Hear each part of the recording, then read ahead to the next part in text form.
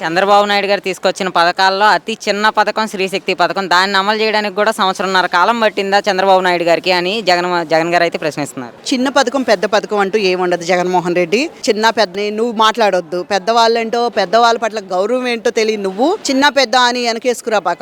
చిన్న లేదు పెద్ద లేదు, పథకం అంటే పథకమే. పథకాన్ని అమలు చేయడానికి సంవత్సరంలో అన్ని హంగులతో సిద్ధం చేసేసి ఆర్టీసీని సర్వ హంగులతో వాళ్ళ ఫ్రీ బస్సు విధానం రైలు బందర్ రోడ్ల మీద పరుగులు పెడుతున్నాయి బస్సులు. ఆడవాళ్ళు మహిళలు అయితే ఉప్పెనలాగా అసలు ఉవ్వెత్తున మరి బస్సుల్లో ఆర్టీసీ బస్సుల్లో వాళ్ళ పనుల కోసం చకచకా పనులు చేసుకుంటున్నారు.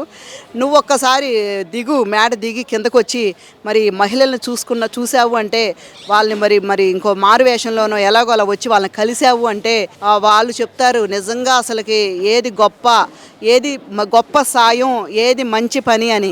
అంతేగాని చిన్న పథకము ఇదేదో ముందు చేయలేదు. నువ్వేం చేసావు?